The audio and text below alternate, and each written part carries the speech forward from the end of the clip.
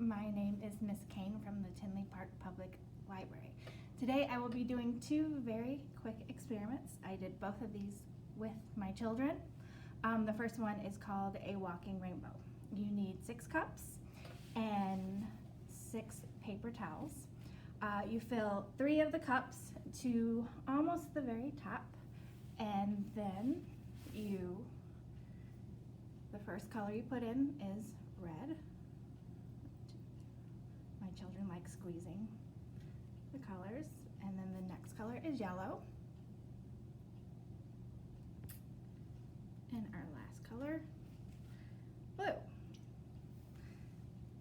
Okay, and then you have your 6 paper towels. You fold them, and you put the first one in, the red, and then in the empty cup.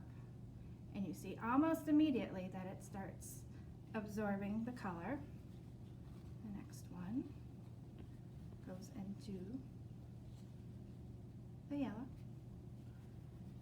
then yellow into empty,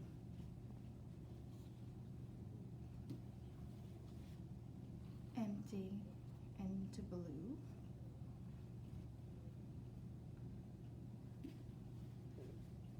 and blue into empty. And actually there's an extra one because you can make it into a circle and loop it so you have your blue into red, but for this I'm just doing it in a line. And so you can observe, it takes a little while, but you see it happens pretty quickly, them bleeding into the other cups and the colors, and you'll have a rainbow. This is called capillary action, like with plants when they absorb from roots to get to the leaves. All right, if you see over here, this is the circle that I did. So it absorbs and it eventually will bleed and make the color, so it's all the colors of the rainbow. I'm pro doing the circle so you can get the best color, purple.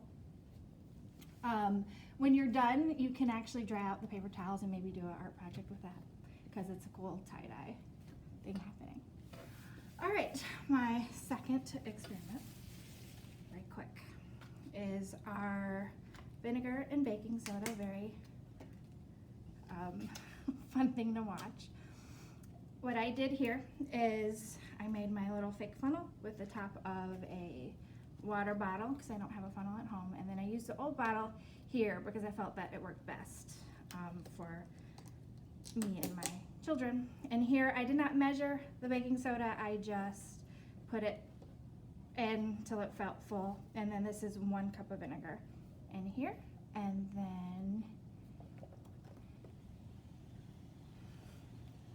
you watch it react, and it creates carbon dioxide, and that blows up the balloon. Of course, my children love watching this, and we did it about 3 times. We learned a lesson that if you want to do it again, you do have to put new vinegar in here. It won't work if you just add more baking soda, and because it probably just needs more vinegar to have a proper reaction.